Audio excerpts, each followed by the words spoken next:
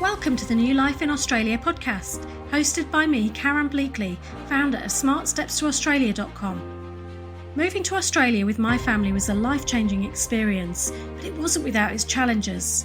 That's why I'm passionate about making the relocation and resettlement process easier for you, so you can enjoy this exciting adventure. Join me and my special guests as we share professional secrets and tips, learn from people who've made the move, and discover businesses that can help you realise your dreams. Now is the best time to create the life you've always wanted. This podcast is here to show you what's possible and to inspire you every step of the way. Let's go. Let's take a moment to acknowledge the Gubbi Gubbi people, the traditional owners and custodians of the land on which I live, work and play. I thank them for the privilege of being able to live in such an incredible part of the world, and I pay my respects to their elders past, present and emerging. Okay, welcome to the New Life in Australia podcast. I'm your podcast host, Karen Bleakley, and today's episode is called Australia is Expensive, True or False? So today's episode is going to just really be a bit of a chat about Australia and what expensive means. Is it more expensive over here or not? Now, I'm not going to go into detail of how much a loaf of bread or a pint of milk costs, or a litre of milk here if you're in Australia, because I think comparing those kind of things like for like is really, really difficult. And I just want to kind of give you a different perspective on whether Australia is expensive or not.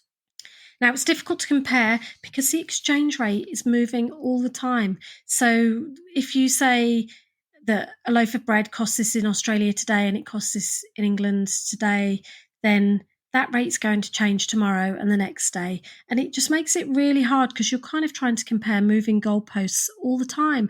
And sometimes things are in your favour and sometimes they're not. So it just makes it really tricky. It is really useful to think about costs when you move into Australia and try to understand what your outgoings and income are going to be in Australia. It does really help with your planning of the move. But it's really hard to judge what your spending is going to be before you actually get over here. And I know I see a lot of people in forums giving their lists of what their outgoings are.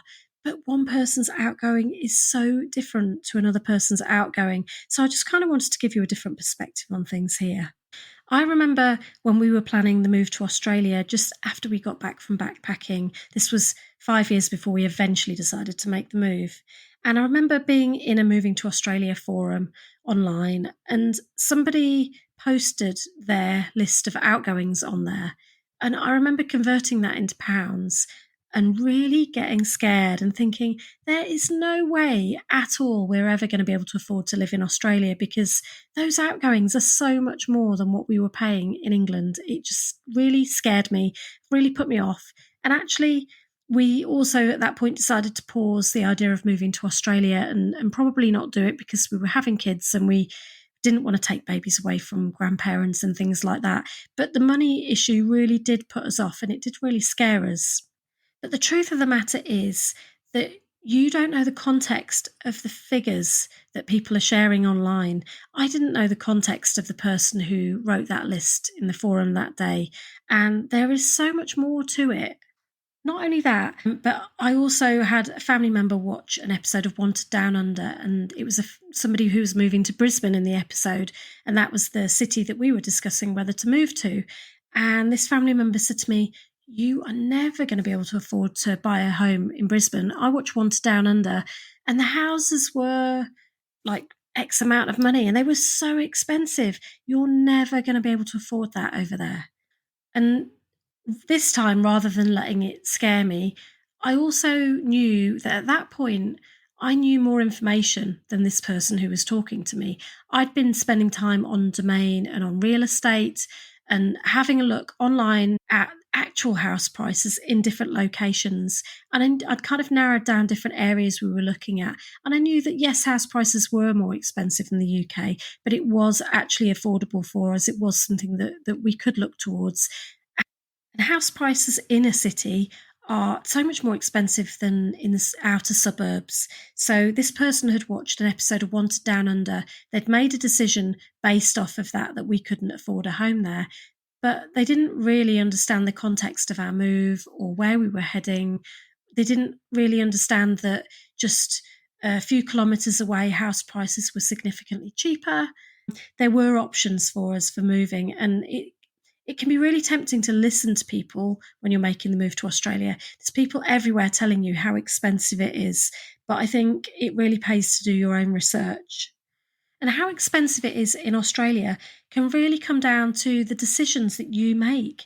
So you get to choose how you want to live your life. We live our lives on our own level. We get to choose what kind of things we want to invest in. We make choices that suit us and that suit our income. So somebody who earns $200,000 a year might drive a really flashy car, but somebody who earns $80,000 a year might drive a really basic second-hand beat-up car. Now, you make those choices based on your income level, your affordability, and also what your values are and what's important to you.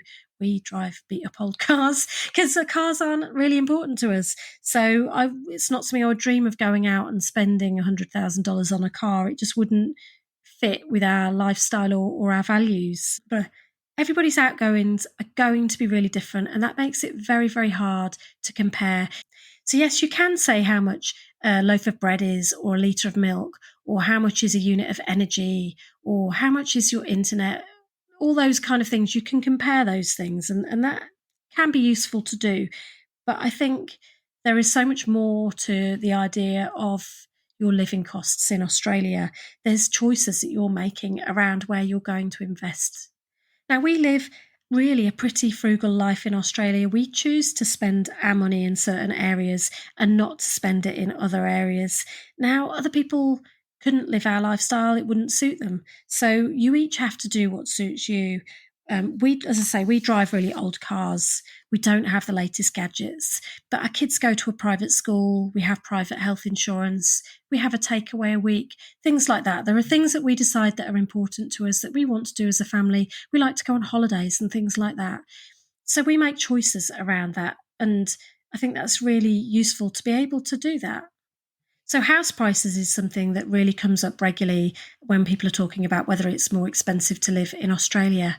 I think it's really crucial here that you think about where you're moving from and where you're moving to in Australia. So if you were moving from a tiny village in rural Derbyshire into London, it would cost you a lot of money and you might feel like you couldn't afford that move. And equally, if you're moving from a tiny rural village into Sydney, you're going to find that cost of living really tricky. It's going to be much more expensive.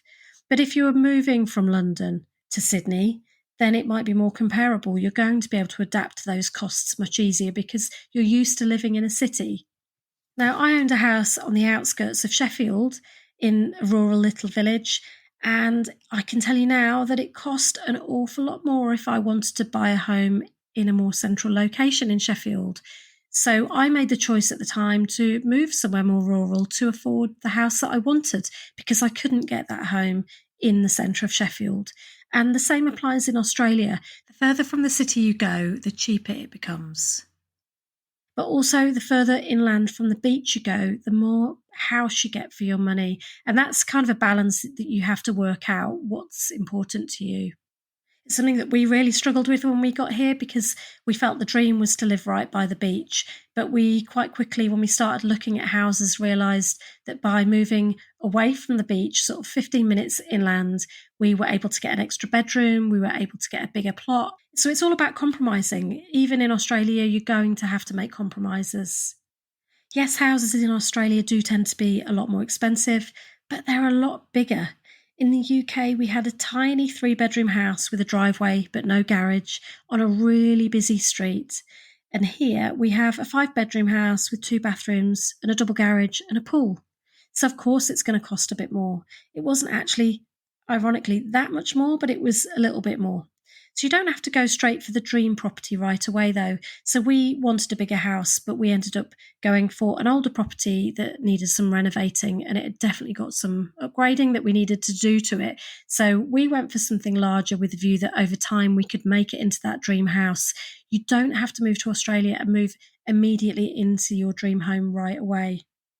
We would have loved to have built our dream home as soon as we arrived in Australia, and it would have been great to have done that. But for us, it didn't really work out financially. We felt that we needed to buy an older property that we could work on over time and add value to, and it gave us the room and the space to renovate. So there's always choices when it comes to properties. Moving further out obviously means that you could have a longer commute if you work in the city. Just have a think about all of that when it comes to planning, but don't make a blanket decision that you can't afford a certain place. Do some research. Look on realestate.com.au and domain.com.au. Have a look at what house prices are like. Consider different areas, because sometimes just moving a suburb or two along, you can find that there is much better value to be had.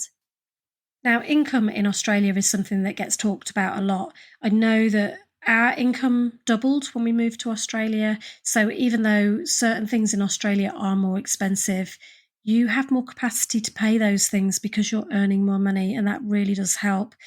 Not every occupation will double in income, but do your research into that to find out what your salary expectations might be in Australia. Because if you are just researching all of your outgoings and how expensive living costs are in Australia, it can be really scary. But if then you find out that your salary is going to be doubled or 1.5 times or even 3 times more than it is in your home country, then that really makes it much more affordable for you. Our income gave us the capacity to be able to cover the higher outgoings. Food shopping can be more expensive in Australia, but it really is varied how much people actually spend for their weekly food shop. I'm in lots of online Facebook groups, and in them you see people say they spend anything from $100 a week up to $1,000 a week. It really does depend on the individual. So while some items might be more expensive in Australia than, say, the UK, it really is an individual thing, and it's really hard to tell you how much your food shopping is going to cost in Australia, because you might be one of the people that shops really frugally and manages to do your weekly shop for just a couple of $100s, or you might be somebody that really buys all of the things and you spend a lot more money.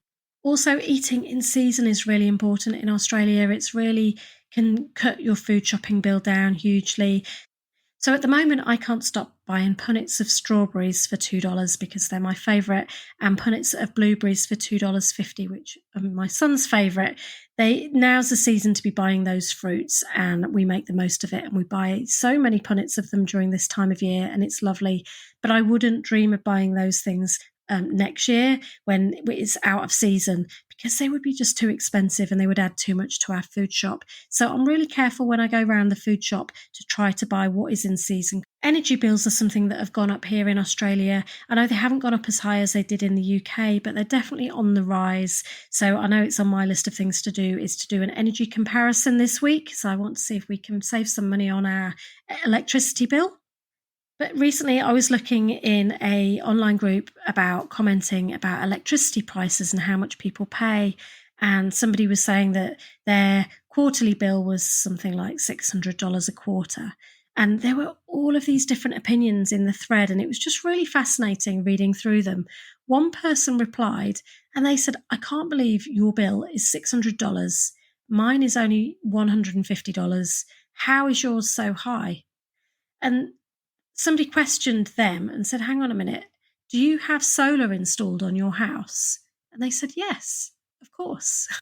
Now, of course, if you've got solar, your electricity bill is going to be lower. The person who'd made the original post, who was saying that their electricity bill was $600, didn't have solar. So, of course, their bill is going to be higher. Now, if they'd just seen that comment from somebody saying, "Our bill's 150, how are you spending so much?" they might have wondered, how on earth are we wasting so much energy? What's going wrong? Why are we being overcharged? But the reality is there was more context to that story. That person had a reason why their bill was so much lower. That's something really, really valuable to think about when you're looking in Facebook groups and people are comparing how much their outgoings are, especially when it comes to energy, because there's different types of solar systems as well. There's bigger solar systems. Some people signed up to solar a long time ago when they get paid a higher amount for their feed-in tariff than we do, because we only signed up a few years ago.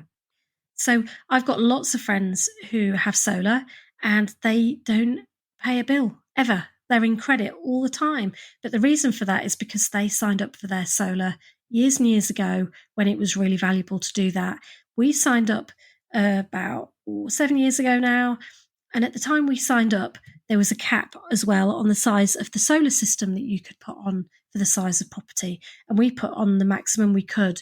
But a few months later, they changed the rules. And now you can put a much bigger solar system on, which would produce a lot more energy for us.